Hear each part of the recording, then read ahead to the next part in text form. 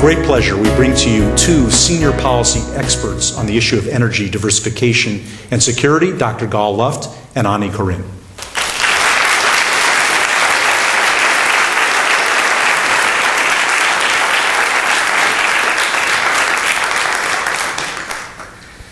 Thank you very much. Good evening, everybody. We have a big issue to talk about. Thank you, Larry. Thanks to Doris and others who've worked. I'm delighted to see such a good crowd. I hope that you all didn't have to pay too much in your gasoline to get here, but we'll try to solve this problem, or at least offer some solutions to this problem. Just sort of to start the conversation here, let's just in a show of hand, I just want to sort of get a feel for this audience. Let me ask you this. How many of you can buy a loaf of bread without having to drive somewhere? All right. So you can walk to a grocery store. Good. How many of you can can see a doctor without having to drive to the office? All right. How many of you how many of you can go to synagogue without driving?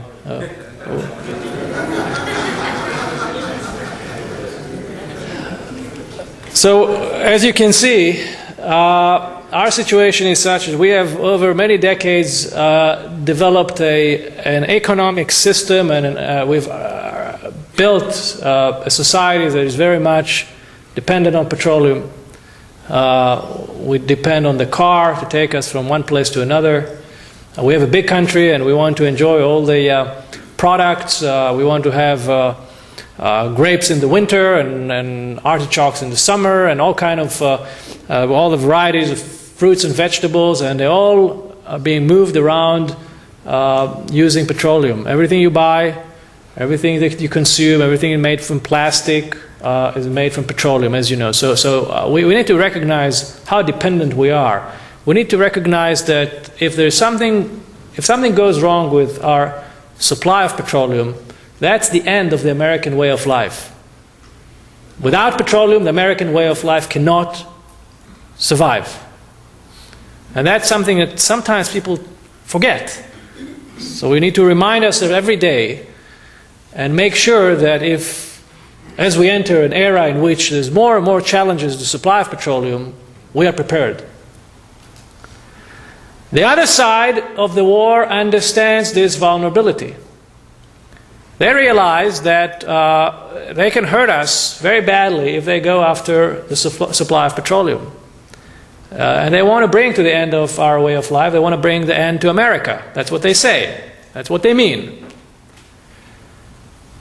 So 20 years ago, there was an organization that was founded called Al-Qaeda.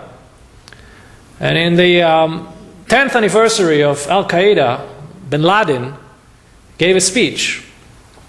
And he basically said that oil prices should be $144 a barrel, and that the United States, which have been allegedly stealing Muslim money, should repay every Muslim man, woman, and child something to the tune of $30,000 in back payments. At that time, oil was about $12 a barrel. Everybody thought he was delusional. What is he talking about? $144 a barrel? That doesn't make any sense. Well, we are at $144 a barrel today. Bin Laden proved to be the most effective oil analyst. The only one that got it right was Osama bin Laden. Better than many reputable oil analysts. And I have a suspicion that very soon $144 a barrel will be a fond memory. So what happened here? How did we get to, in 10 years, from $12 a barrel to $144, and why is it still going up? Well, bin Laden has a small role to play in this, because he's been responsible for training and launching jihadists to go after oil facilities worldwide, to blow up pipelines and refineries and pumping stations all over the world. And there is a pandemic of terrorism against oil facilities by jihadists bound to sacrifice their lives in order to deny us oil. I mean, think about it, how sick one can be to decide to commit suicide in order to deny us oil. And we've seen many of those suicide bombers. In Saudi Arabia alone, they arrested last year several dozens of them who went through flying lessons. They took flying lessons because the plan was to hijack planes and crash them into Saudi oil installations to create a global economic meltdown. Luckily, the Saudis were able to prevent it. There were many other attempts. But it tells you something very, very interesting here. The other side recognized that we have an Achilles heel. They understand where is our jugular. And they're going after it, and they're using the most lethal weapon, which is the suicide bomber. We've been lucky. We've dodged lots of bullets. And I don't know how long we're going to be able to be lucky. We are one strike away from a catastrophic supply disruption, which could create not only a recession, but a global depression. I mean, I don't have to tell you what does it mean for the oil market today, which is stretched to the limit. If we lose 5 or 6 million barrels a day, if one of the major oil facilities in Saudi Arabia goes offline for an extended period of time. So motivation is there, the capabilities are there, and hopefully they won't succeed. But that's only part of the story. Those non-state actors, they've contributed many dollars to the price of oil. But they're not the only reason. There are other reasons. Of course, the world is growing, demand is growing. We have 2 newcomers into the game, China and India, big countries, 1/3 of humanity need a lot of oil. And we need to accommodate their needs. They want to be like us, or not even like us. They want to get closer to us. So there's nothing wrong with it, by the way. We need to be happy that other people are becoming economically developed and moving from poverty to prosperity. That's good news for humanity. But where is the supply? And I believe that the main reason that we are seeing today high oil prices is because the oil cartel, also known as OPEC, does not want to increase supply. They are part of the economic warfare that is currently being deployed against the Western economy. And I have some bits and I have some evidence to demonstrate this. In the past 35 years since the Arab oil embargo, the world economy has doubled essentially. Everybody grows. Non-OPEC oil production doubled. But OPEC's production, this cartel that is led by Saudi Arabia, has remained the same. OPEC in 1973 produced 30 million barrels a day. OPEC in 2008 produces 31 million barrels a day, almost the same. So in 35 years, while the world economy has doubled, this cartel has been sitting on its oil and has refused to increase production to meet the demand.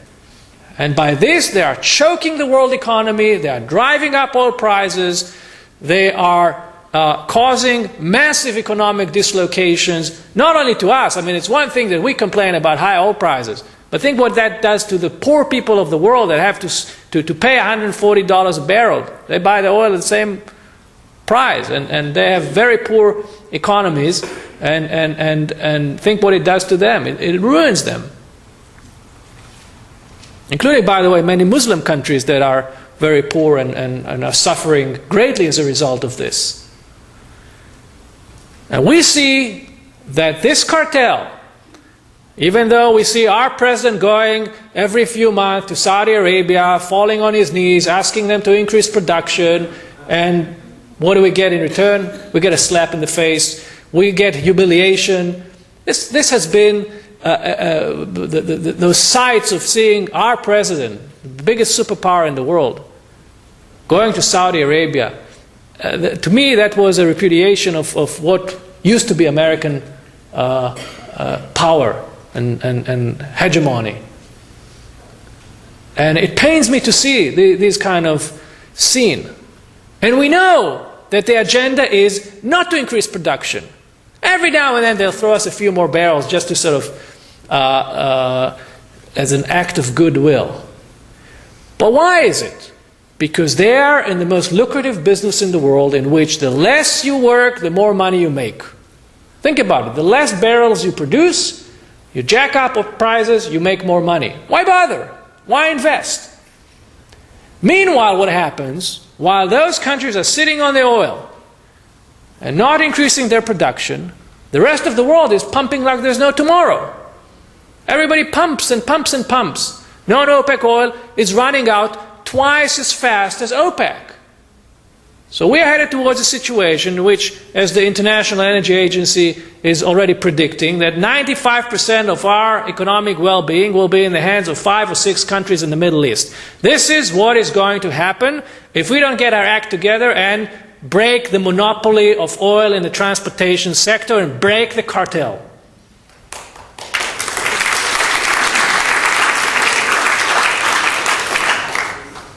Now, look, all of those countries were located in Scandinavia or even Latin America. I'm not sure I would have been standing here and saying those things. But we all know who we're dealing with. We all know who OPEC countries are.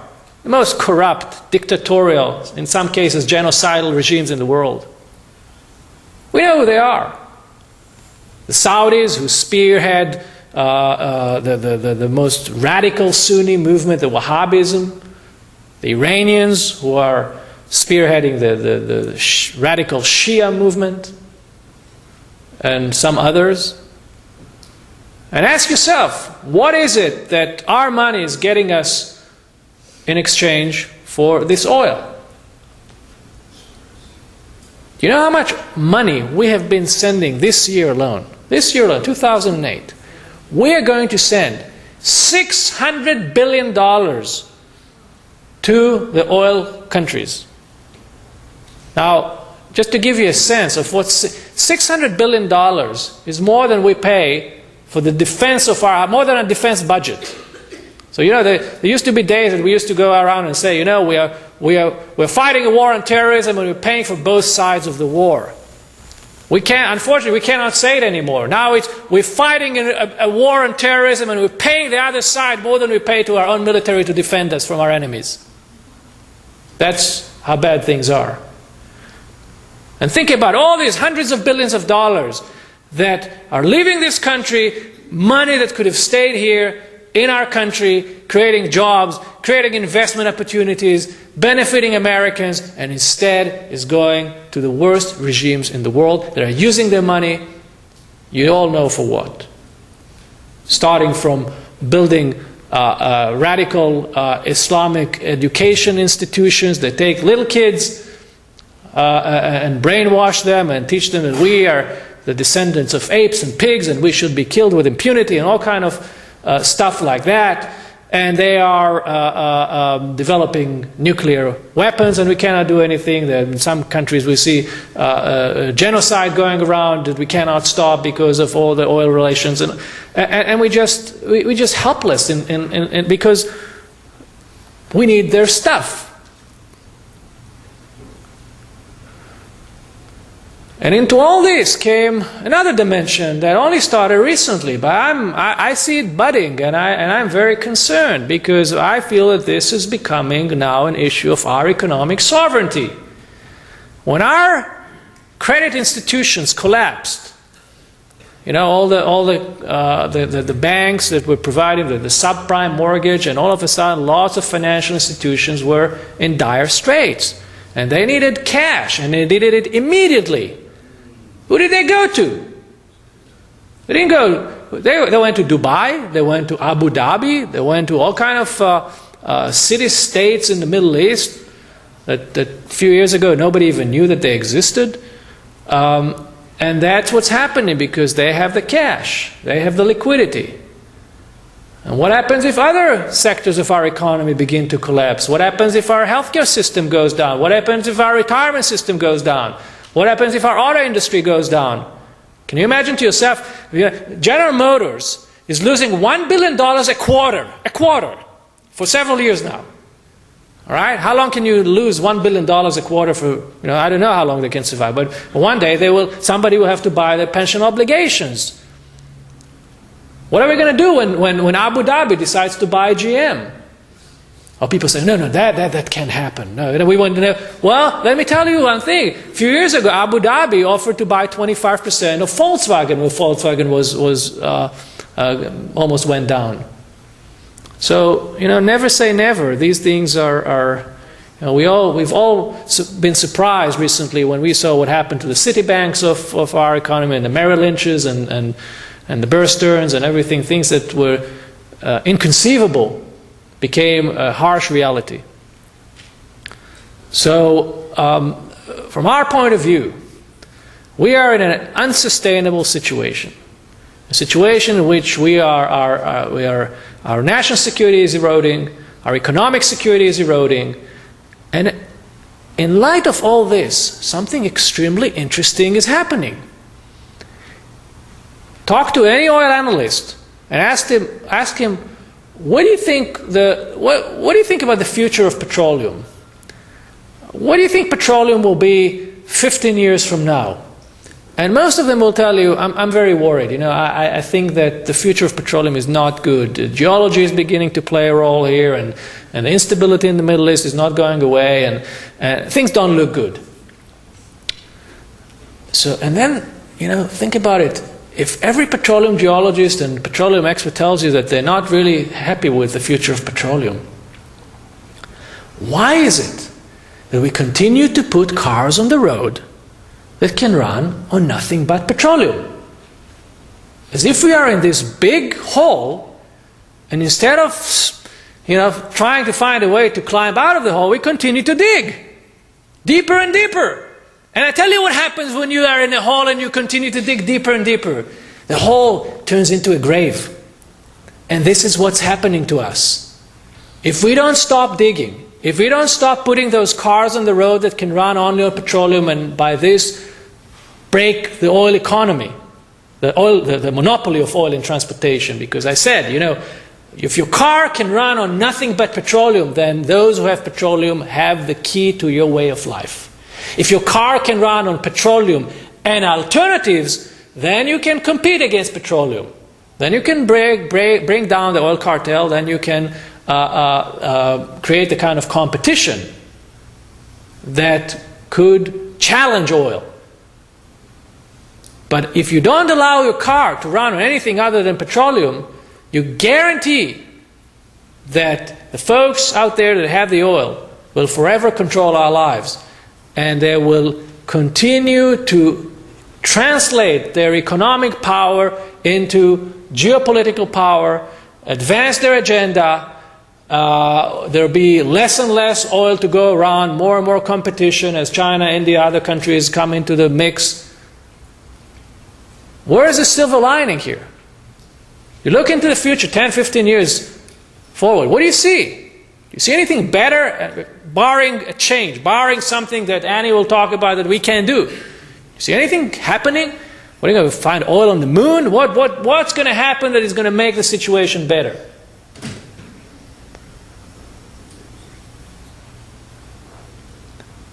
We can change all that.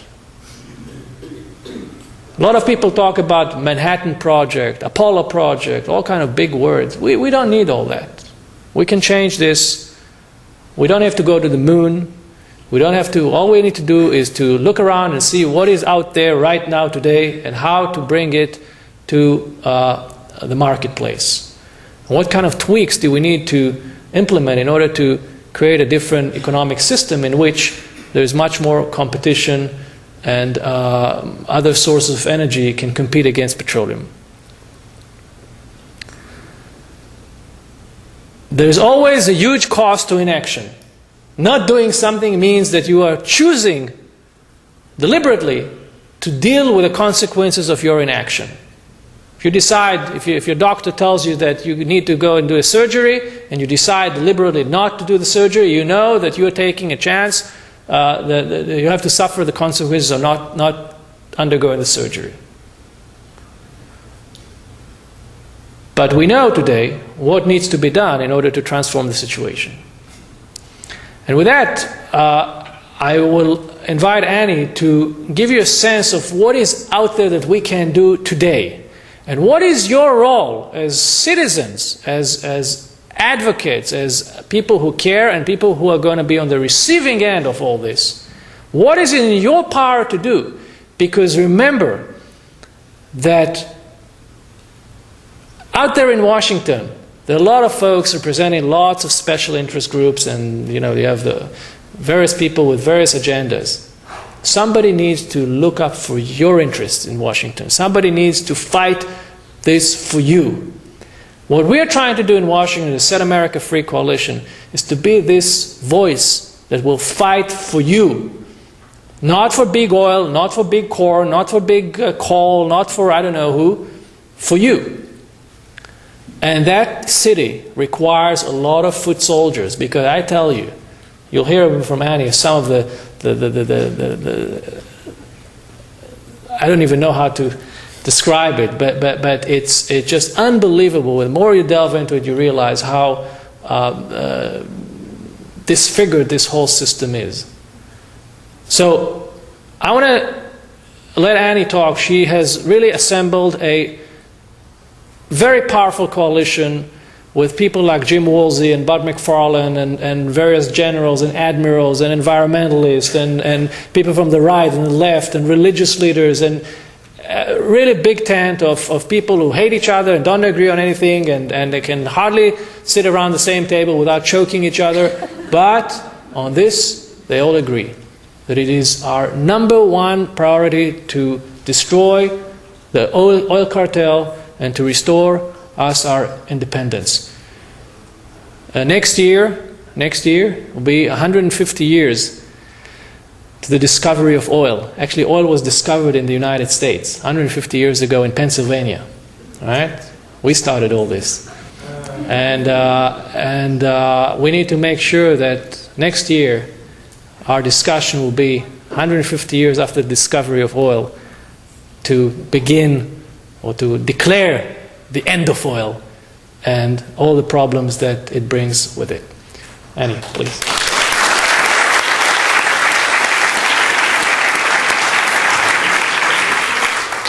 Our fundamental problem is that oil is a strategic commodity. It's not just something that you buy and sell. It's a strategic commodity. It's a commodity that has the power to determine world affairs and the stature of nations on the world stage.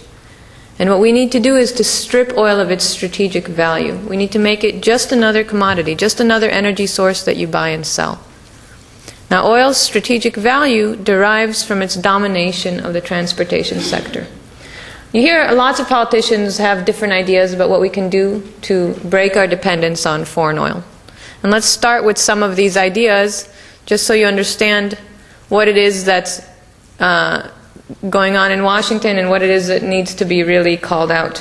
First, how many of you heard a politician say, if we only build more nuclear plants, more solar panels, more windmills, that will end our dependence on foreign oil?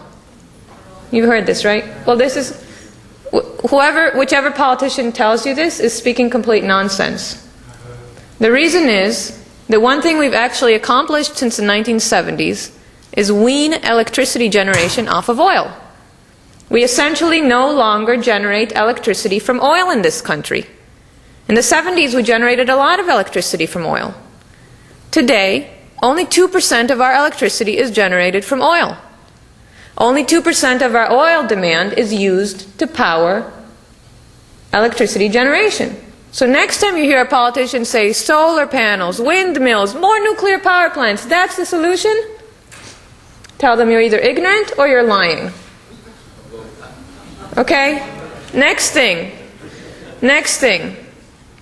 We have the two kind of opposing approaches. The one is the let's drill more, we can drill our way out of this problem, and the other is we can make our cars smaller and more efficient, and that will solve the problem. You've heard this, right? Both of these approaches often pitted in a partisan way against each other. Well, increasing supply and decreasing demand are both tactical approaches. They keep us on the Petroleum Standard. They don't do anything to break the monopoly of oil in the transportation sector. Transportation accounts for 2/3 of oil demand, and that's mostly cars and trucks. And if all you're doing is increasing supply a little bit, and I say a little bit because drill anywhere you want, this country has just over 3% of world conventional oil reserves. That's it. Or if all you're doing is decreasing demand on the fringes, because you're not all going to switch to bicycles, you're not fundamentally changing the game. You're buying yourself a little time. And human nature being what it is, if you buy yourself a little time, we're not likely to do very much with that time. We're likely to end up in a much worse situation down the road where we've depleted more of our own resources and OPEC has more of a dominant share in the market. Now let's look to history to learn what we can do. There used to be another strategic commodity that was a major player on the world stage, and that was salt. Wars were fought over salt. The stature of countries was determined by their control of salt, because salt was used to preserve food, to preserve meat. With the advent of canning and electricity and refrigeration, you no longer needed salt to preserve meat, so salt stopped determining world affairs. All these little countries that were really important, because they had a lot of salt resources, we now consider them banana republics. Most of you, including me, probably couldn't name most of them. We need to do to oil what technology did to salt. Make it just another commodity. Does anybody here think we have a salt dependence problem? Do we import salt? Probably. Who knows? We might. Does it matter? No. Okay, so when we say energy independence, what does that mean? Does that mean we won't import any energy? No, but it means we will no longer need to kowtow to those who control the world's oil resources. 2/3 of world oil reserves are in the Middle East. You look beyond the Middle East, 3/4 of world oil reserves are in countries in which radical Islam is on the rise, and this is before we talk about Venezuela and other nasty players. That's what independence means. Now, how do we achieve this? We achieve this through choice and competition in the transportation sector. And how do we do that? Well, let's talk about technologies that are available today and the policies that can make them happen. Just going to give you a flavor. This is not an exclusive list. If I omit your favorite fuel, it's not because I don't think it's a good idea. I might not. It's because I just want to give you an understanding of what can be done. First thing, flexible fuel vehicles. Flex fuel vehicles cost auto manufacturers just $100 extra to make, more than gasoline-only cars. And they give you, the consumer, a choice between using gasoline and a variety of alcohol fuels. Alcohol does not just mean ethanol, and ethanol does not just mean corn. Does anybody here know what a flex fuel vehicle is? You're familiar with them, some of you.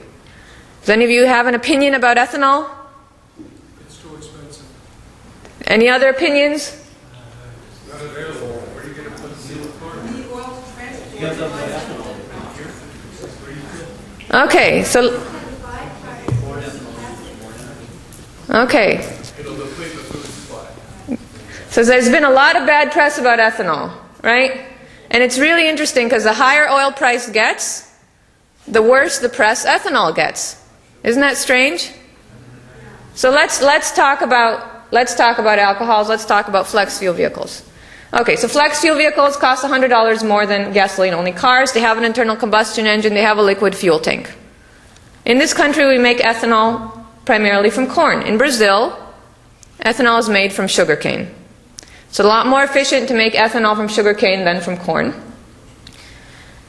Every new car that General Motors sells in Brazil is a flexible fuel vehicle. In fact, 90% of new cars sold in Brazil this year are flex fuel vehicles. That's General Motors, Ford, Volkswagen, you name it. This is a very straightforward technology. The automakers know how to do it. Just not a big deal. Well, we are in a very weird situation because... Can you hear me now? Can you hear me now?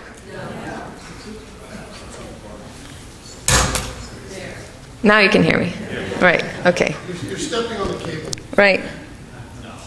Okay, so we don't tax oil imports, but we tax ethanol imports. In fact, we impose a 54-cent a gallon tariff on ethanol imports. Now, what would that mean if you had the same tax on a barrel of oil on an energy equivalent basis? What would that mean? Would be a $23 a barrel tax. That's a big tax. That tax has got to go. We need to open up the market. The first thing we need to do is require the new cars sold in this country, just as they have seat belts by law, just as they are required to have airbags by law, just as they're required to have FM radio, also by law, a law put in place during the Cold War for national security reasons. New cars sold in this country should be flex fuel vehicles. It's a $100 feature. It provides a platform on which fuels can compete. It lets the consumer choose with what to fuel their vehicles at the pump. When we do that, next step will be to remove the tariff on ethanol imports. But we said ethanol is just one alcohol. There's another alcohol called methanol.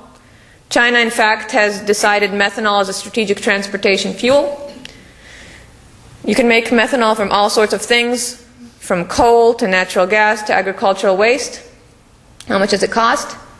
It's 50 cents a gallon to make methanol from coal. Methanol has half the energy of gasoline, so you need 2 gallons of methanol to go as far as you would on 1 gallon of gasoline. So you'd pay $1 before taxes and all that. But $1 for gasoline equivalent gallon, which is pretty good. That's why China has doubled its coal to methanol production over the past year and a half and is on its way to increasing it several-fold beyond that. That's why Chinese auto companies are starting to produce flex fuel vehicles that can run on methanol. Okay, but if you have a flex fuel vehicle, it should be warranted to use gasoline and a variety of alcohols, both ethanol and methanol. Now we're going to address all the bad press ethanol got, but before that I want to give you kind of the overview. We talked about flex fuel vehicles just to give you an illustration that liquid fuel choice is not a pipe dream. We're not talking about technologies that are difficult to achieve. We're talking about technologies that are here, other countries are implementing them, fuels that are here. There's another thing we need to do. We already said we do not generate electricity from oil. Well, we need to start using electricity to fuel our cars. Now, how do we do that? Anyone here drive a hybrid? Good. I recommend that all of you that don't drive a hybrid, and you saw who raised their hand now, and you're in the market for a car, to test drive their car. Okay? Hybrid. How does a hybrid work? You have an internal combustion engine and a liquid fuel tank. You also have a battery. Now that battery gathers the energy that would otherwise be dissipated as heat, wasted as heat every time you brake. And it uses that energy to charge. Take your car and make it a hybrid, same weight, same power, same size. You get twice the miles per gallon of your existing car. That's not enough, because the only external fuel source for that hybrid is still gasoline, it's still oil. So let's go the next step. Put in a bigger battery and add a plug. Now how many of you have a garage?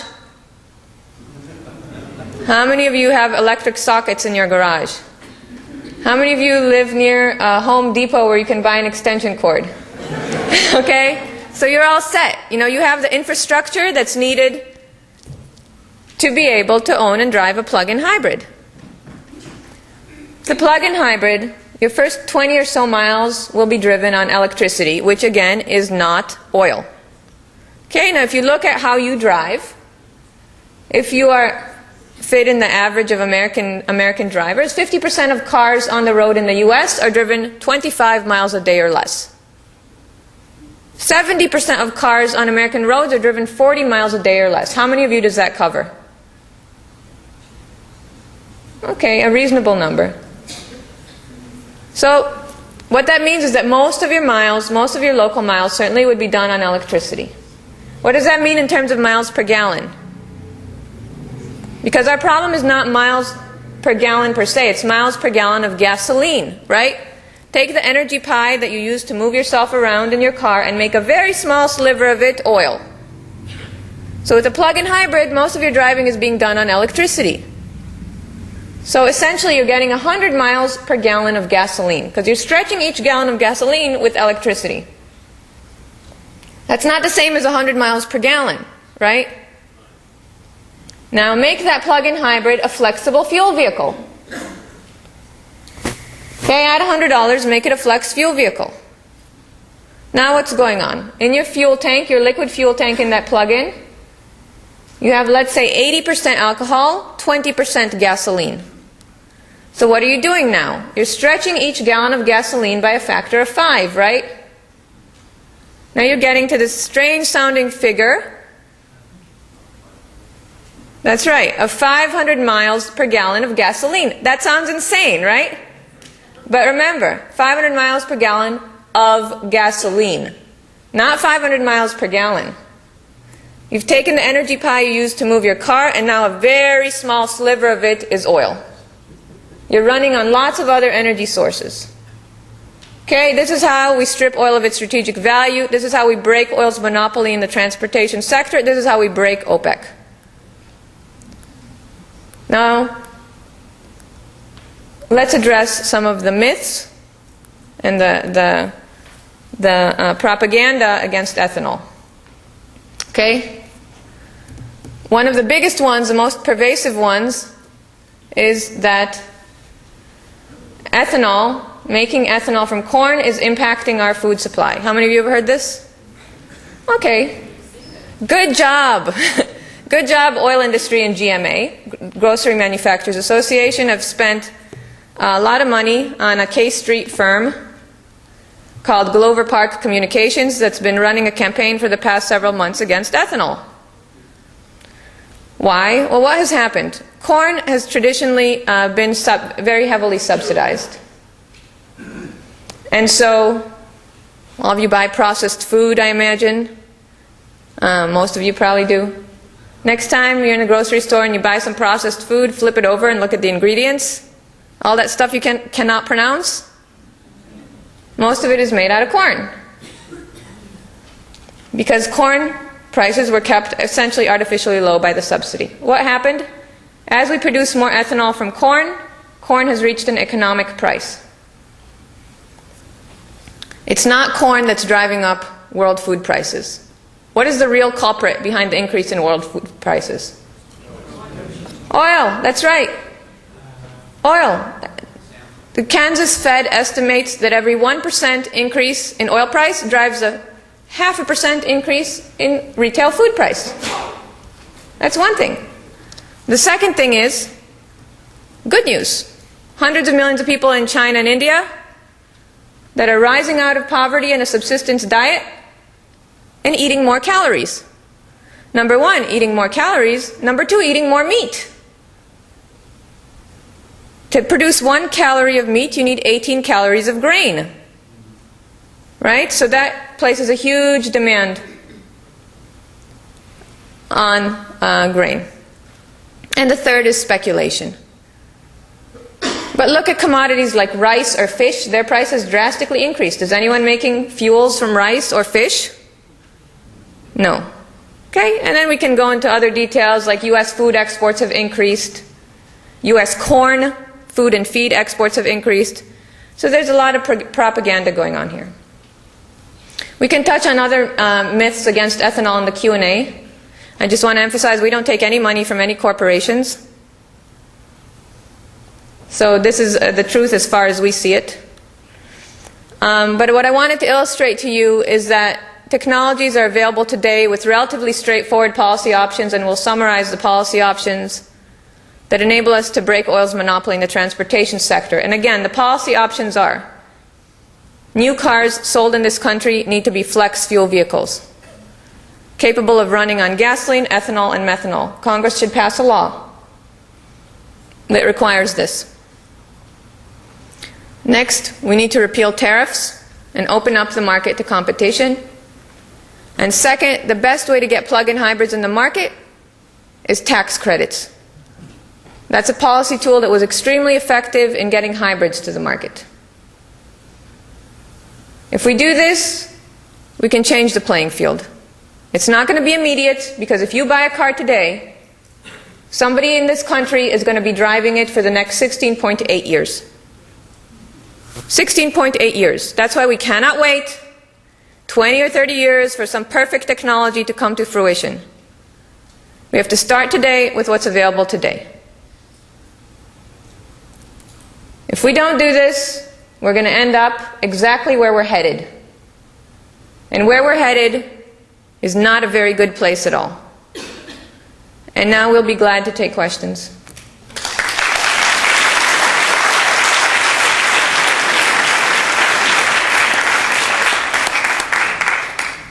My question is, I was in Washington a couple of weeks ago, and I agree with both of you, wholeheartedly. And I see it as the next war on terror, is that they can make us very dependent. And I spoke to both Republicans and Democrats about alternate energy. And I got lip service for both of them. The Democrats blamed the Republicans. They said, oh, no, we're trying to do it, but we can't get those 60 votes. Matter of fact, I have emails from Korin regarding that. I spoke to Republicans who blamed the Democrats and said, oh, no, we have to open up for oil drilling, and they're not willing to compromise with us. So what are we supposed to do? Look, we're in an election year, and you're going to see both parties push for partisan solutions that they know the other party won't agree with in order to get points, rather than focusing on solutions that everybody can agree on, because what I talked about today really is not controversial. You have Republicans and Democrats that agree on it. And in fact, next week, Republican senators and Democratic senators are going to be introducing a bill called the Open Fuel Standard that says new cars sold in America need to be flex fuel vehicles. That's Sam Brownback, conservative Republican, Salazar, Democrat, Lieberman, Independent, Collins, Republican. Now, they can agree on this. What you need to tell them is, I don't buy your lip service, and I don't care that you have a speech about energy independence or breaking our dependence on foreign oil. I want to know whether you are going to be a co-sponsor of the Open Fuel Standard. And the other thing is,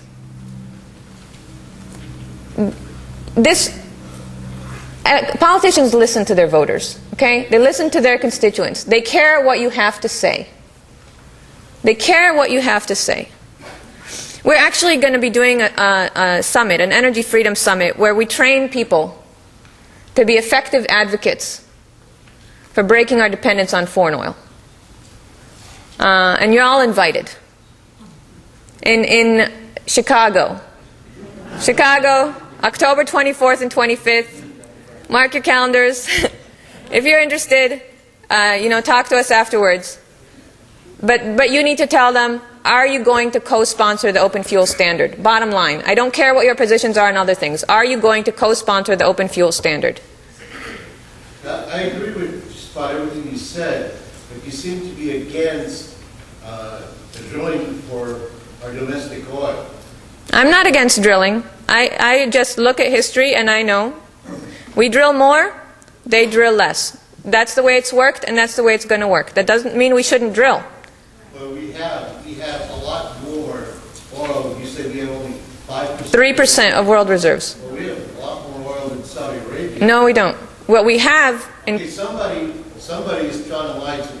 That's right. Because before I came here, I just read an article about that we have more available oil, offshore, Anwar, shale, than Saudi Arabia. Now the key word you said is shale. Okay? There are two different things here. There's conventional oil. Okay. Let's talk. No, let's not been done. Let's talk about two things here. Conventional oil reserves.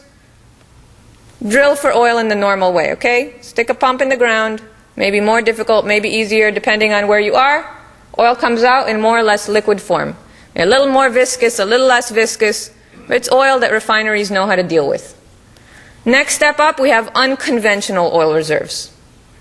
We have tar sands, like in Canada and in Venezuela. And these, we know how to deal with a large part of the tar sands.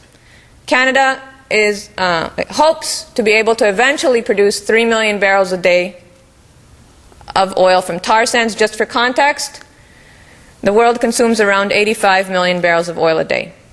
Okay? And Canada, I think, now is producing 1 million, right? 1 million barrels a day from tar sands. It's difficult, but today it's extremely economic. Next step of difficulty up after that is oil shale. Oil shale, what you're talking about is essentially rock.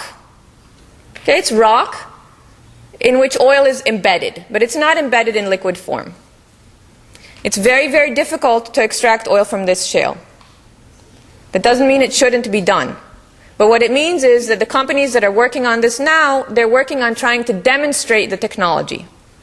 Still in the world, there's not a commercial scale demonstration facility. That means that we cannot say what are the economics of oil shale. Now we can all hope and pray that oil shale will be economic to produce oil from shale at a reasonable rate. And certainly when oil is at $140-some a barrel, a lot of things become reasonable that wouldn't otherwise be. Okay? But let's keep in mind one thing. Whether it's oil from offshore or ANWR, whether it's tar sands, whether it's oil shale, it keeps us on the petroleum standard. Why is that important? You know how much it costs to produce a barrel of oil in Saudi Arabia, to lift a barrel of oil? $1.50 a barrel. $1.50 a barrel. Okay, $1.50 a barrel. So what that means is, when you look at alternatives, you want to not be in the situation we were in. What happened after the oil shock in the 70s, the Arab oil embargo? What happened? Well, not exactly nothing, okay? Not exactly nothing. There was a huge investment in alternative fuels, right? An attempt to get alternative fuels off the ground, right? But then what happened? Oil price fell, right? Oil price fell, and all these investments went away. So when you look at this problem today, you don't want to be in the same situation we were in then. You want to look at alternatives that make sense at relatively low prices of oil. And certainly prices of oil that are low enough that the chance that oil is going to be dropped down to that level is fairly low. Okay, so electricity, for instance, today it's 20 cents a mile to fuel your car with gasoline. You know how much it costs to fuel your car with electricity? Between 1 cent and 3 cents a mile. Okay, so these are solutions where you'd have to drop oil to $5 or $10 a barrel to compete with electricity. When you look at the alcohol fuels, you'd have to drop oil down to $45 a barrel to compete with the alcohols.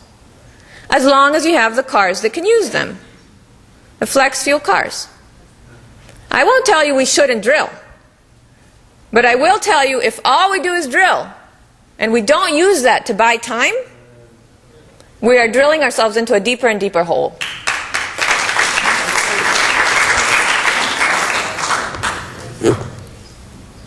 Yes, at the back there. So who killed the electric car? Yeah, you sound like you've got a pretty good plan, but I question some of your details. First of all, I'd like to know how we generate electricity if it's not from oil. Also, I'm not sure if you're ignoring the environmental effects of, using coal and also from the methane gas. And I can't really debate you on what effect on the cost of food corn ethanol has. But I've heard that it uses as much energy as it saves. It's mainly, for purposes of getting money to the Midwestern farmers and the corn producers. And I've heard that, sugar ethanol is better than corn ethanol. I don't know too much about what cellulose ethanol is, so I don't know how those factor in. But I'm also curious to know what we're using to generate electricity with oil. Okay, so let's start one by one, and if I missed one of your questions, remind. All right, what we generate electricity from. Now this is the U.S. in general. The California grid is a little bit different, but I'm going to talk about the U.S. overall, okay? About 50% of our electricity is generated from coal, about 20% from nuclear, about 10% from hydroelectric dams like the Hoover Dam, about 10% from natural gas, a little bit more. About 2% from oil, and less than 1% from solar, wind, and geothermal. Okay? That's what we generate electricity from. Next question was environmental impact, right? Environmental impact. Alcohols have a cleaner burn than gasoline. Okay? They have a cleaner burn than gasoline. So from an air quality perspective, in fact, the reason the initial development for flex fuel vehicles was driven by California clean air regulations before reformulated gasoline came into play. So alcohols have a cleaner burn than gasoline. Electricity, using electricity to fuel your car, even if that electricity comes from an old coal power plant, you're still better off than using gasoline from a pollution perspective. And the reason is that when you're generating that energy at a centralized plant, that process is a lot more efficient than a little plant on your car, on board your car, essentially. And Natural Resources Defense Council did a study with the Electric Power Research Institute that showed this.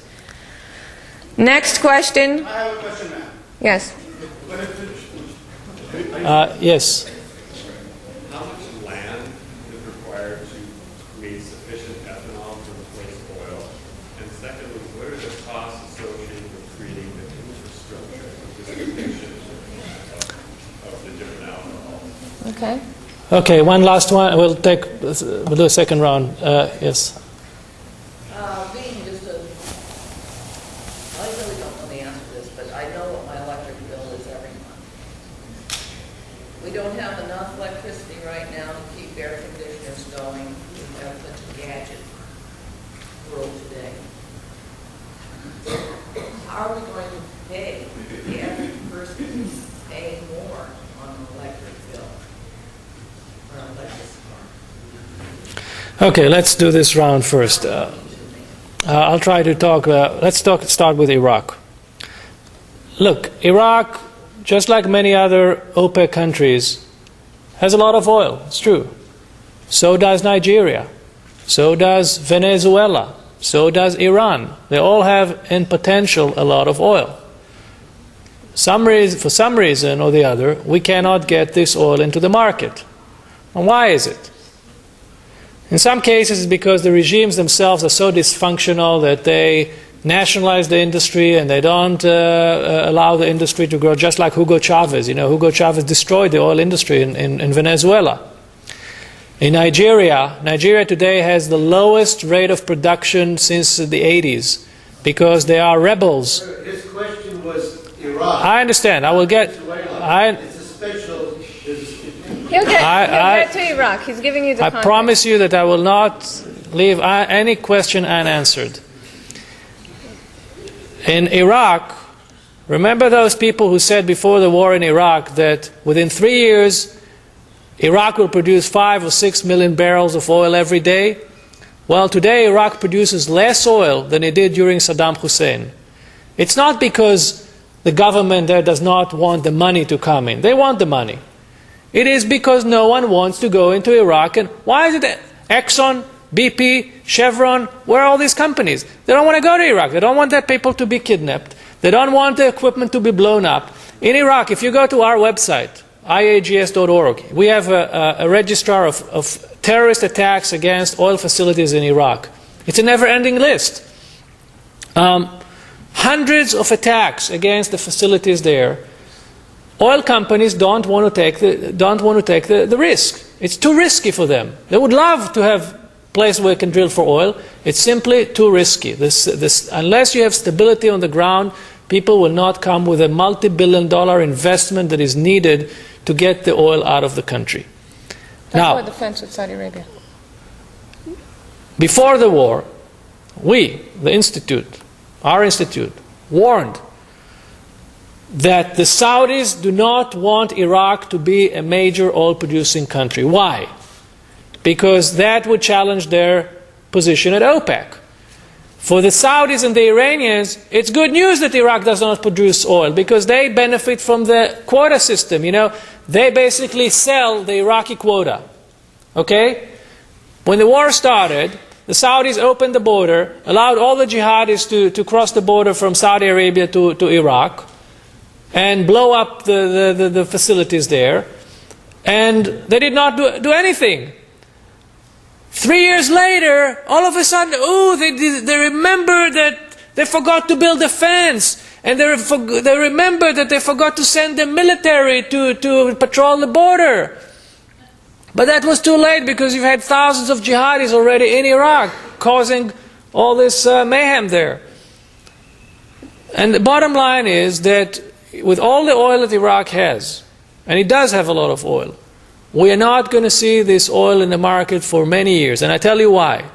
Because the infrastructure there is so broke and so neglected and so underinvested. They've still not repaired the facilities, the terminals that were destroyed during the Iran-Iraq war. Do you know what kind of a reconstruction effort needs to happen in Iraq in order for us to begin to see? And that will take at least 5 to 10 years. So, if Iraq will turn into a democracy, if the situation will improve, I'm hopeful that we will see significant production coming out of Iraq. But that's not going to happen anytime soon, and that's not going to happen as long as there's no stability on the ground. You want to take the... Yeah. Okay, let's start with the electricity question. We go to you, and then we go to you. And where do you get the conversion done on electric? Electricity question. This is how our electricity usage pattern goes like this. We have peak and off-peak times. The time when you turn on your air conditioner and everybody else does, that's a peaking time. That's when we utilize essentially all of our capacity. But when you look at electricity production across the country, what you'll note is that in most of the country during the night, we have a lot of reserve capacity. A lot of reserve capacity. And specifically when you look at the big power plants, the base load power plants, that means that the plants that operate 24 hours a day, 7 days a week, the plants that it's not economic to power down, even if you don't need all of the electricity that they produce, we have a great deal of reserve capacity. The Department of Energy analyzed how much reserve capacity we have in the system, and they estimate that we have sufficient nighttime and off-peak reserve capacity in our grid if we charge our cars off-peak to be able to fuel with electricity over 70% of the U.S. vehicle fleet if 70% of the U.S. vehicle fleet were plug-in hybrids today. Now, it's going to take a really long time to get to 70% of the vehicles being plug-in hybrids, because we talked about that 16.8-year lifetime for cars, right? That's the fleet turnover. It's going to take a really long time to get to 70%. And by that time, in 16, 17 years, the grid baseload capacity will expand for lots of other reasons. More people using computers, so forth. I want to mention one more thing, specific here to California. You all want to go home, turn on the air conditioner, turn on the light switch, and have a reliable supply of electricity, right? Yes. Well, that means you have to say yes to something. You can't say no to anything. In California, you're not allowed to make new nuclear power plants. New regulations in California make it very difficult to import electricity from other states that's made from coal power plants. You don't really want LNG regasification facilities. You know, on and on and on. If you want electricity in California, you're going to have to say yes to something.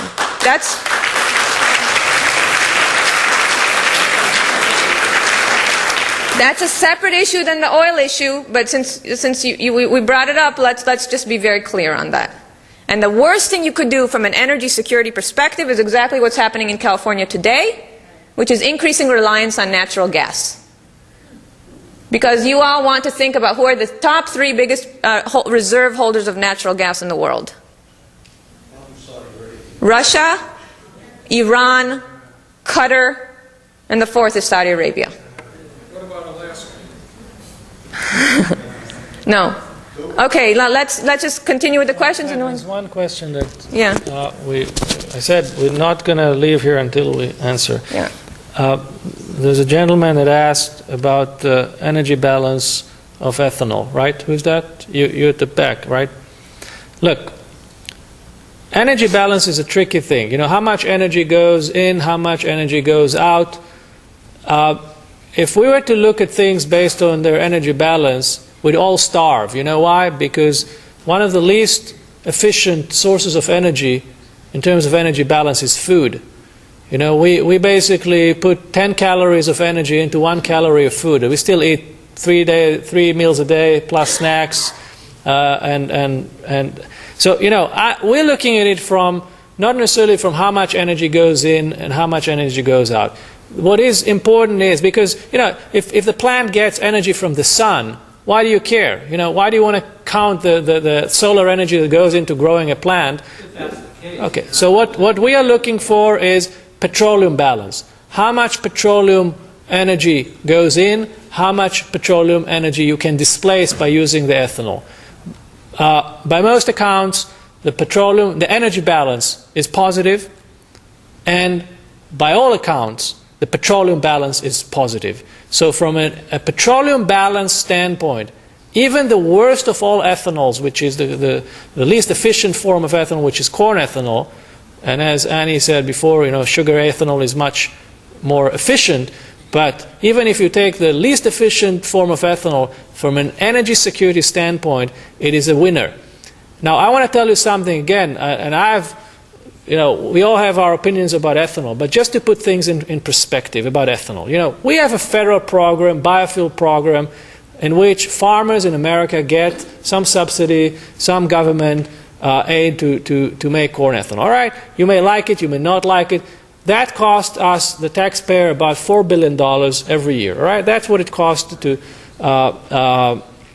the taxpayer. Merrill Lynch, all right, Merrill Lynch, as well as the Department of Energy, as well as the International Energy Agency, and many others that looked into the numbers, are telling us very clearly that if not for this ethanol program, oil prices would be today about 15% higher than they are today. In other words, this ethanol program is keeping the lead on an extremely tight oil market.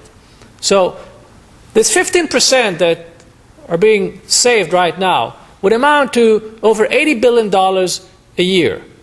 So let's think about it this way. We're taking $4 billion a year, giving them to farmers, American farmers, and this $4 billion a year is saving us $80 billion that otherwise would have gone to the Saudis and the Iranians and the Venezuelans and the Kuwaitis and all these countries. Is that such a bad deal? No, there was a question here about land use, I think. Is the person still here? Land use question? Left momentarily, so we'll get back when he comes back. All right, let's do another round of questions. Hi, I think that in some foreign countries, as in Sweden, they use garbage to make liquid fuel. We have a problem in our country with garbage disposal. Why are we not using our garbage efficiently to make fuel? Okay. Over here. Yeah, can you address the issue of the world population explosion and also the demand for higher standard of living in countries like China and India and their effect and its effect on the demand for energy? So the question is how the increase in population and standard of living is driving demand for energy? Yeah. 2 points. Our Navy fights with atomic-powered ships. They don't use much oil they use it for lubrication, but that's about it.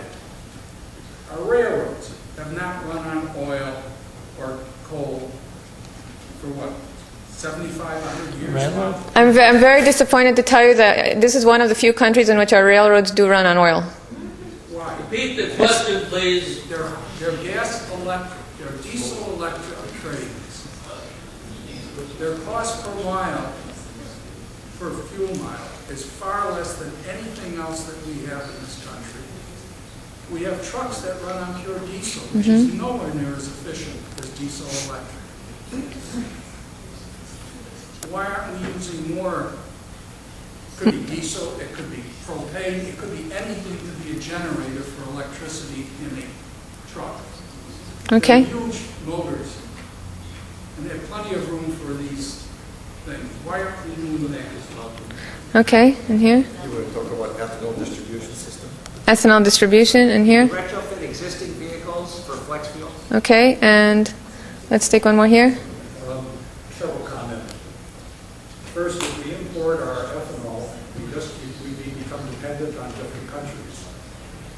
Second, the head of the California EPA says with the reformulated fuel, which you discounted in an earlier question, with ethanol in our fuel, we have more of a smog problem. And methanol, this is because of volatility, and methanol will even be worse. Now, going to electric cars means that we have lead to dispose of because the battery life is 10 years. The lithium-drifted batteries that they're talking about are very energy intensive in their preparation. Now, the question I have with the proposal that you're making for the multi-fuel cars, has there been an overall cycle analysis on the disposable and environmental effects of the hazardous materials used in the production, as well as the eventual life disposal of the various products associated with this proposal? Okay, now that's a lot of questions, so let's start to answer them. Is the land use person here? Yes? Okay. Your question was, how much land does it take to produce as much liquid fuel as we need, right? Essentially. First of all, let's keep in mind we're not trying, and we shouldn't be trying, to replace petroleum, 100% petroleum in the transportation sector with 100% of anything else. Not 100% electricity. What happens if something goes wrong with the grid? Forget an attack on the grid, a tree branch falling, right? That cuts off electricity to tens of millions of people, as happened not so long ago. We don't want to shift from 100% petroleum to 100% agricultural fuels. What if there's a drought? You want choice, so you have a robust system that can use a variety of fuels. Now, what are the land use? If you look at Brazil, for instance, a very small portion of the arable land in Brazil, and we're not talking about the rainforest, just the arable land in Brazil, a very small percentage is actually being used 1% for sugarcane. So you have a huge room for expansion here. If you look at Latin America and Africa, just at the degraded land. Degraded land is land that, for instance, was used for grazing, and people, if there's any farming going on it, it's just subsistence, it's not very efficient farming. Just the degraded land in Latin America and Africa is bigger than the land mass of the entire United States. Okay, if you look at the United States specifically, we actually still in some cases pay farmers not to farm. We only use 30% of our arable land for agriculture. There's a huge room for expansion here. But if you look at the whole picture, plug-in hybrid, flex fuel plug-in hybrids, and you say, what actually are you talking? What percentage of the fuel here would come from a variety of liquid fuels, not just agriculture-based? Take your car, make it a hybrid. You're getting twice the miles per gallon, right? And we're not looking tomorrow, but let's say we go through this fleet turnover and we're looking in 20 years, okay? So you reduce about half of your oil consumption right there. Make it a plug-in hybrid. With the electricity use for your local miles, you're cutting off another quarter. And what you're talking about in terms of the liquid fuel needs are about a quarter of your liquid fuel needs today. That's imminently doable when you look at the whole panoply of liquid fuels. Okay? What? Now, the question was about infrastructure. It costs $20,000 to take an existing gas pump and convert it to serve an alcohol, any alcohol. It costs $60,000 to $70,000 to put in a new alcohol pump. There's already a tax credit on the books to do this. But when is the business case there for a fuel station owner to make one of those, to sell alcohol at his fuel station? When is the business case there? Because you don't want the government making too many rules and forcing fuel stations to do this. Let's look at a fuel station owner that has 10 pumps, okay, at a given station. When you get to 15 or 20% of the vehicles in his area being flex fuel vehicles, then the business case is there for him or her to make one of those pumps an alcohol pump. There's a tax credit now, but you're not going to use the tax credit unless the business case is there for you. Okay? Now there was a question about There was a comment made that, or a question or comment that ethanol or methanol would increase emissions. When you get to alcohol blends of above 20% in the gasoline, so at least 20% alcohol, 80% gasoline, you are cleaner than gasoline. No, you're cleaner than gasoline. You are cleaner than gasoline. Your volatile organics are a problem with an under 20% blend, not above. Now when you look at battery disposal, we have a battery disposal that we have to deal with today, right? With lead acid batteries, we all have batteries in our cars.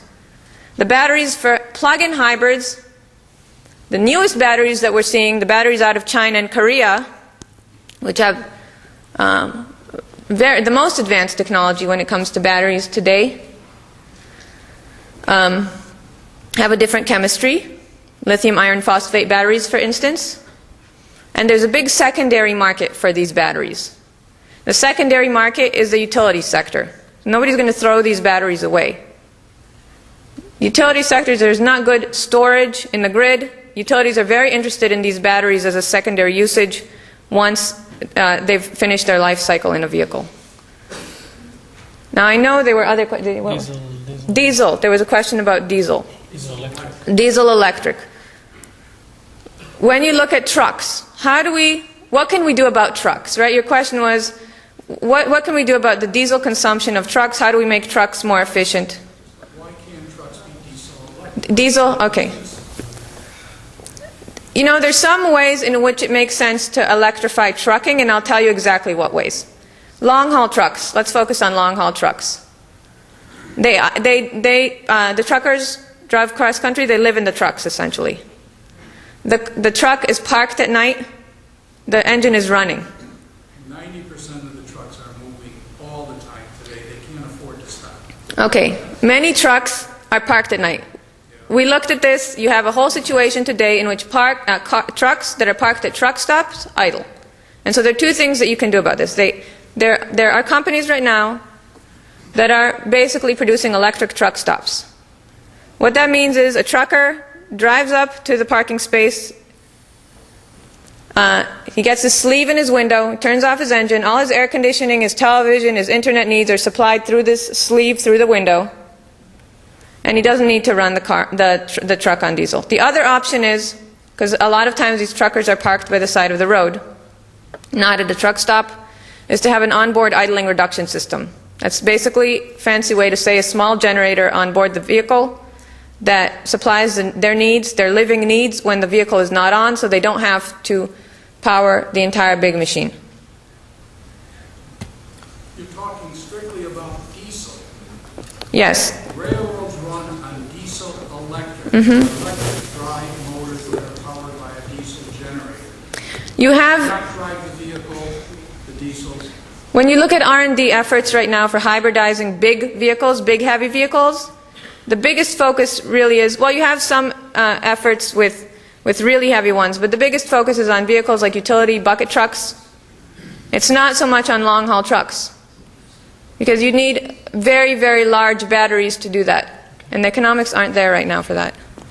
Before we take a last round of questions, I see that some people are leaving, and I want to tell you what would be a good way for you guys to get involved.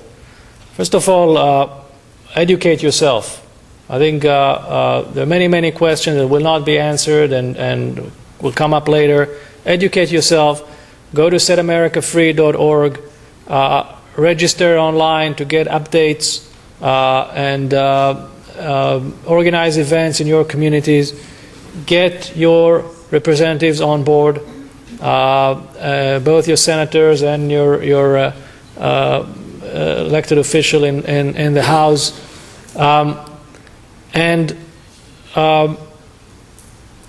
I think that the most important thing is to convey to them that for you this is going to be a voting issue.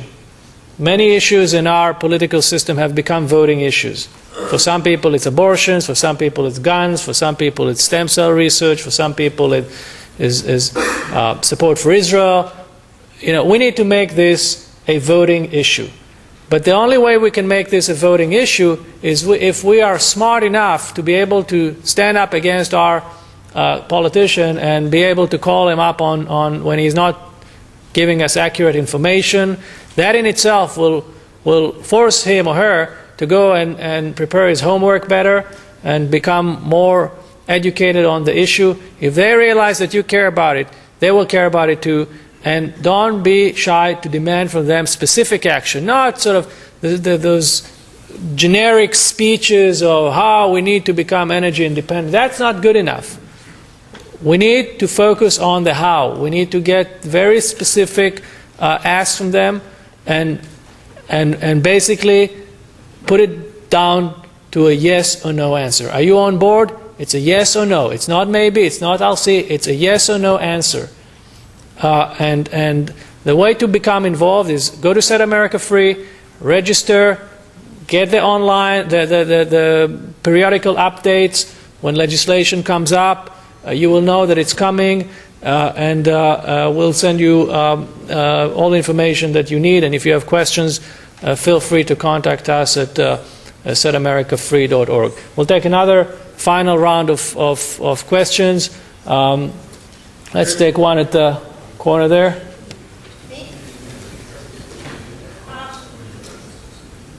At the beginning of your statement, you said if any politician talks about nuclear energy or solar system and so on and so forth, they don't know what they're talking about.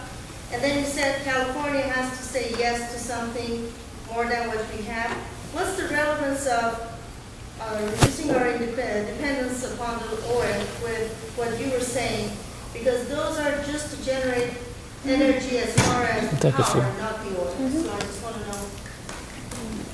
Yeah. What research I've done, I mean, the car, I think there's some sort of relationship between the oil companies and the car manufacturers, because up to date, they haven't been very giving on plugging cars. As a matter of fact, it voids the warranty on most of them if you want to change it. Same thing on the 20% rule on the alcohol. If you go above 5%, the oil companies will void your warranty on anything. I'm on veg, and if I had I'm willing to convert I've converted one vehicle, but anyway, if you run vegetable oil in your diesel tank above 5%, they're not going to warranty it. So there's so many things that get knocked out. The lady at the back there with the yes. I wanted to say something about Anwar because I happen to have a personal friend who is a petroleum engineer up there. He's spoken to Congress, and I've spent 60 minutes twice. I could give you his phone number. At the area of Anwar, evidently, where you want to drill, is a swamp. And they told me that when it's not frozen, it's infested with mosquitoes. It's not a pristine, beautiful area with wildlife. So I always thought that it was something that really needed to be preserved. But there's just a lot of misinformation out there. Right. And one other thing is that I lived in Brazil in the late 70s when they were developing the ethanol from sugarcane. And I remember reading that they had a problem with the byproduct of that. And I don't know, I'm not about it right now, but that it was toxic. And they had to bury it. So, we don't want to create a need for a certain type of energy that's going to end up being hugely polluted. The gentleman. Can I say something? Because my dad was chief engineer on the Alaska pipeline. And I talked to him about Anwar. And basically he said that people are not aware of what's going on in Anwar. He said Anwar is full of costs. He said you are not going to be able to build a pipeline, even like you built the Alaska. First of all, we'll stay a while longer after that with burning questions, but I want to make a comment about Anwar. And again, this is a very contentious debate. I think that the whole debate about Anwar was misframed. It became a debate about a place that nobody ever goes to, and it became a debate about the caribou. It became a debate about, are you a friend of the caribou or an enemy of the caribou? Now, I think I would like to offer you a different way of looking at Anwar. which is a little bit different perspective that I want you to think about without, it's not with the intention of, putting a position about whether we should do it or not. I just wanted to offer a different way of looking at it. Look, in Anwar today, we have 15 billion barrels of oil. That's pretty much the amount of oil that is out there. It sounds like a lot. Sounds like a lot of oil, 15 billion, big number. But we are a country that uses 5 billion barrels a year. This country uses 5 billion barrels of oil every year. Anwar has 15, assuming that you get everything out of the ground, which is never the case. At best, you get 30, 40% out of the ground. But so that's not a hell of a lot of oil. And the question is, at what point do we want to use this oil, which is basically the biggest remaining reserve we have onshore, and this country, at least I hope, that will be around for many, many years. Now remember that much of the oil is used for transportation, but there are a lot of things that can and are made from oil. We paint our walls with paint made from oil. We make our medications from oil. We make tires and plastics from oil. We make a lot of things from oil. Now, do you want your kids and great kids to be able to make medicines, or do you want them to be able to depend on medicines coming from Saudi Arabia? Do you want them to ever paint their homes? And the question is that I think we need to think about when we talk about Anwar is, this is our piggy bank. This is our last remaining reserve of oil. What are we going to leave to our children and grandchildren? Do we want to take the last remaining reserve of oil that this country has, put it in our SUVs, burn the stuff, and then leave them with nothing? So it's not about the caribou, it's about our children. That is what should drive the debate. Unfortunately, the environmentalists have made this an issue about the pristine or not pristine. I think that should not be the issue here. The issue is about planning for the future, deciding what is it we want to leave our kids, and deciding whether we want to use this today, or maybe they deserve some oil too. All right, and one more thing I just want to bring up regarding Anwar. Just before the last session of Congress, we had a Republican president, right? We had a Republican Senate. We had a Republican House. Are we drilling in Anwar? No. So I understand this is a very partisan political issue. But people that want to move this issue, the issue of oil dependence, breaking our dependence on foreign oil forward, really need to get over this for now. Because if this did not happen, and I'm saying it very bluntly, this did not happen with a trifecta of Republican control, it's certainly not going to happen with 2 Democratic chambers. So we can keep on arguing about this, and you got a flavor of the emotions from 2 different people speaking about it, or we can focus on issues that people agree on and move forward. We can focus on divisive issues, be stuck, and in 20 years we're here in a worse situation, or we can focus on issues that everybody agrees on. Now, regarding ethanol. Ethanol is bathtub gin. Now, it's bad for your liver, but it doesn't have any negative byproducts. You can make it in your bathtub, literally. You can drink it. It's grain alcohol. Human beings can drink it. Regarding making fuel out of garbage, it's a very good point. We produce a lot of garbage. Oops. And there are a number of different fuels that can be made from garbage, both gaseous and liquid. But when you look at what is the key step to being able to utilize, if you're talking about liquid fuels, whether you're making P-series fuel out of garbage or methanol, you need to have the flex fuel vehicles that can use the fuel. So once you have the flex fuel vehicles, investors will look at the panoply of alternative fuels and the panoply of feedstocks and figure out what's economic for them to invest in. Because they can project the potential demand for these fuels grows year to year as new cars enter the market that can use the fuels. Regarding the auto industry, first of all, the CEOs of the big 3 auto companies, GM, Ford, Chrysler, said that they're willing to commit to make 50% of their new cars flex fuel vehicles by 2012. Now, obviously, all of us may want to see them do more and faster. But when an industry tells you it's willing to make 50% of its new vehicles, flex fuel vehicles by 2012, fine, take that number, put it into law. Don't fight with them over the added percentage. 50% is enough to move the market. They'll go all the way. Regarding what you mentioned, there was a bogus study, I emphasize, bogus study, saying that it takes more energy to produce a battery for a Prius than a Hummer. Why is this bogus? Because anytime this is what this study did. It took all of the research time and production and prototyping and everything for a new technology and divided it over the number of produced units. Now, when you produce a new type of technology and a new type of car, there are going to be a smaller number of those cars. Then when you take that same number and divide it over the many Hummers that are out there. That's what they did. So, to put it very politely, it was a load of BS. Now, I'm sure I missed a question. There was a question here that I missed, right? Oh, yes, that's right. Good question. Ethanol is more corrosive than gasoline, and methanol is more corrosive than ethanol. When we talk about the $100 to make a car flex fuel vehicle, most of that is corrosion-resistant materials in the vehicle so it can handle the corrosion. Now, let's look at California as an example. Where are you going to bring in alcohol to California? Well, it doesn't really make sense to pipe it in from the Midwest. But if you had a flex fuel vehicle mandate, and if you opened up, then you could go politically forward and remove the tariffs, what makes most sense? To barge that alcohol in from Latin America. That's very efficient to do.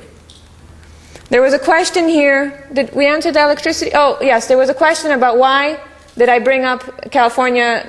And I mentioned this when I said California needs to decide whether people want to turn on the light and have the power go on or they want to have brownouts, basically. I mentioned this has nothing to do with the oil issue. It was an aside because of an electricity question that was asked here. But since we don't generate electricity from oil, it truly has nothing to do with the oil issue. We are in California, though, and you all care about having your lights go on and not having brownouts. So it is something that, from an energy security perspective, you do want to consider. But it's separate from the oil issue. You're correct. Thank you very much.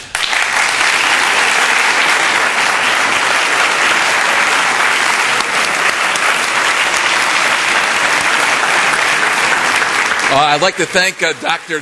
Luft and Aunt Korin. They gave us a very thoughtful and stimulating evening.